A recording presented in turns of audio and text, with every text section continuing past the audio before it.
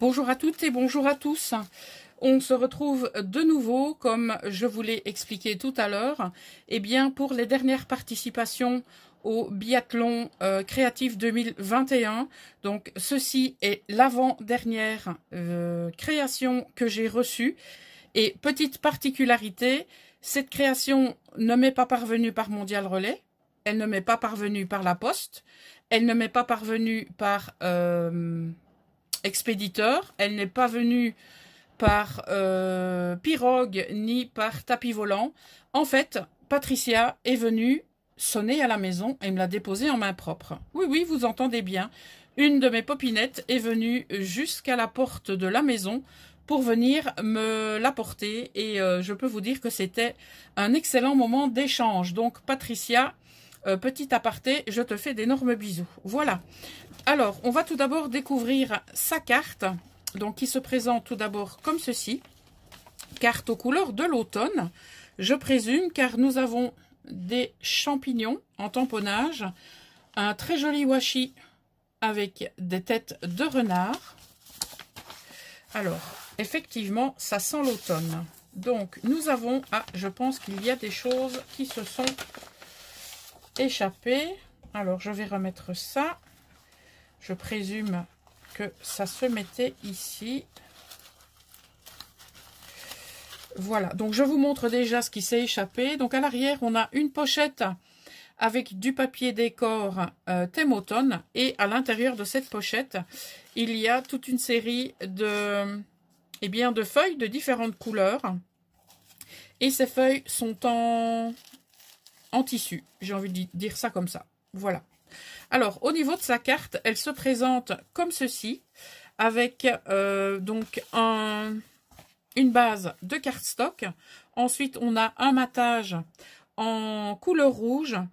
Et ensuite, nous avons différents carrés qui sont juxtaposés, carrés de différents motifs et de différentes couleurs. Et en dessous, nous avons donc une fleur qui a été réalisée en papier crépon, une demi-perle nacrée, deux autres feuilles et une cordelette. Alors, Patricia m'a précisé qu'il s'agissait d'une inspiration d'un tutoriel de Kat. Voilà.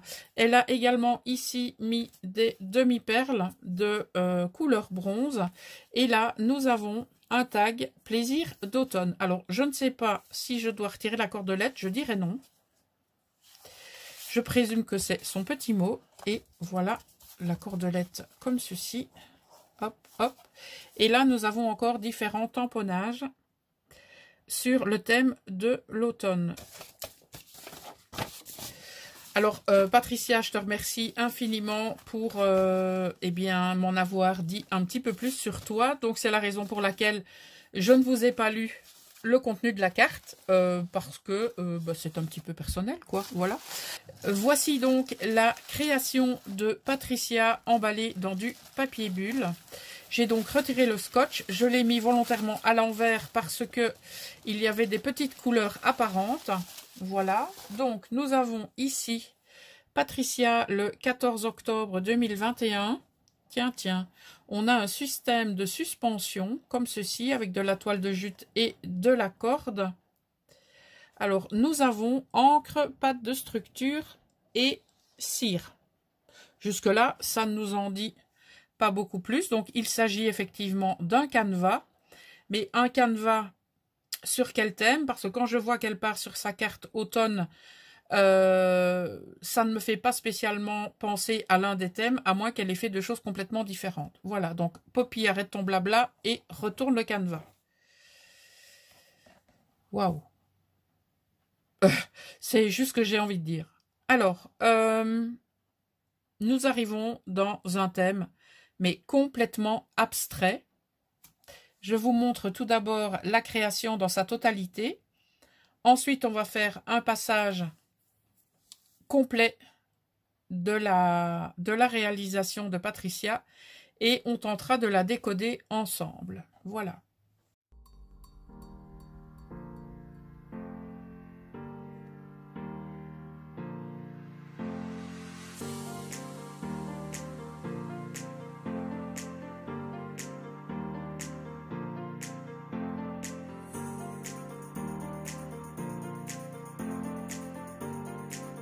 Vous voyez, je sais me taire parfois.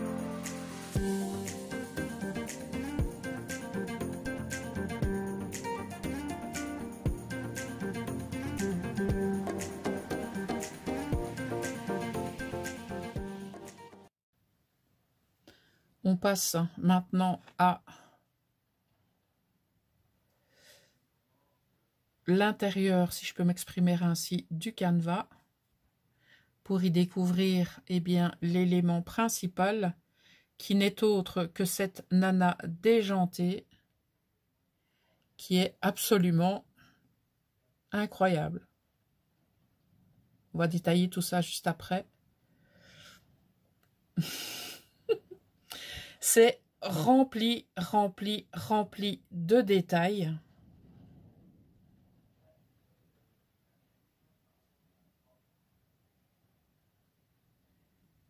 Alors, on y va. J'ai repéré tout d'abord, bien sûr, donc je vais le mettre comme ceci, hein, vu que c'est comme ceci qui va se présenter lorsque je pourrai l'accrocher au mur. Donc, j'ai constaté ici qu'on avait de la dentelle. J'en ai constaté ici également, ici, là c'est de la toile de jute et encore de la dentelle ici. Alors parlons-en de ce fond. Comme elle nous l'a expliqué, elle a utilisé des encres, de la pâte de structure et de la cire. Voici tout d'abord les parties travaillées à la pâte de structure avec des encres également et des patines que l'on distingue ici, là, là et même un petit peu ici. L'autre partie avec la pâte de structure, on la trouve là, avec également de très jolies pigmentations grâce à la colorisation. Voilà. Alors, au niveau des autres parties du fond, donc là, on voit également les différents reflets des encres, des différentes patines ou cire. Voilà. On a de très, très jolis effets.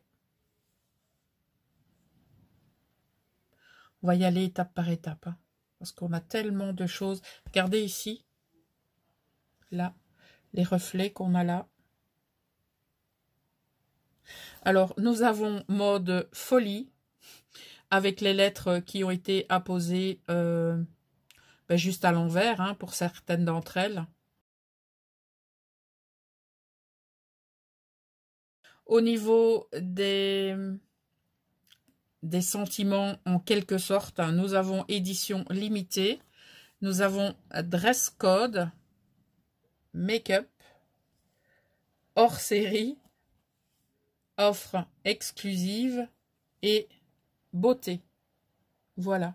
Il est temps maintenant de détailler cette bonne femme complètement déjantée. Au niveau du visage, donc on aperçoit ici les yeux. Je vous avoue que je ne les ai pas vus tout de suite. Elle a une chevelure très très dense qui a été colorisée par Patricia. Ensuite, nous avons la bouche qui a été, je pense, découpée dans un magazine. Elle a rehaussé ses lèvres avec un superbe rouge à lèvres et elle lui a donné un effet glossy. Alors, elle porte un somptueux chapeau de paille avec une fleur en tissu. On descend maintenant sur sa tenue. Donc, elle a réalisé une partie de sa tenue à l'aide de bobines de fil. Donc, on a ici une grande bobine jaune. Et ensuite, nous avons deux autres bobines. Voilà, qui font toujours sa tenue. Et de l'autre côté, elle a opté pour un grand gilet crocheté ou tricoté. Au niveau des bras, on en a un ici qu'elle est venue donc coller, voilà, sur le gilet ou la tunique. Je dirais plutôt la tunique. Alors, elle lui a mis un bracelet comme ceci. Elle a effectivement un sac à main avec une effigie très très connue, YSL. Elle a fait la découpe dans du simili-cuir Elle y a mis comme déco de la toile de jute et une corde pour pouvoir eh bien, le porter. On a encore une partie de la hanse. Voilà. Concernant l'autre bras, ben, j'ai envie de vous dire, c'est un bras très important. C'est le bras que toute scrapeuse devrait avoir, car nous avons la carte de crédit, bien sûr. Elle lui a réalisé un bracelet. Alors, je continue. Maintenant, au niveau des jambes, eh bien, nous avons un barésie. Oui, oui, oui, madame est très coquette. Et d'un côté, elle porte une basket jaune fluo et de l'autre côté, elle porte une basket de couleur rose fluo. Alors, après cette participation, il m'en reste une à vous filmer et j'aimerais profiter de l'occasion pour vous dire que il y a une participation qui n'est pas arrivée dans les temps, mais c'est indépendant de la volonté de la créatrice. Donc, nous sommes effectivement très embêtés car le livreur du Mondial Relais ne dessert pas le point relais aujourd'hui. Et donc, sa création arrivera très certainement lundi. Donc, malheureusement, on ne pourra pas l'inclure au niveau des participations éligibles pour la seconde partie. Mais il y aura une alternative que nous vous proposerons demain dans soit la vidéo ou soit le live consacré à la proclamation des résultats en quelque sorte et mentionner les personnes qui passeront en seconde partie. Voilà. Merci aux membres de mon jury ainsi qu'aux boutiques partenaires de ce biathlon créatif 2021. C'était donc la participation de Patricia. Je te remercie encore pour ta visite d'hier. Hein. Ce fut une remise de participation assez épique.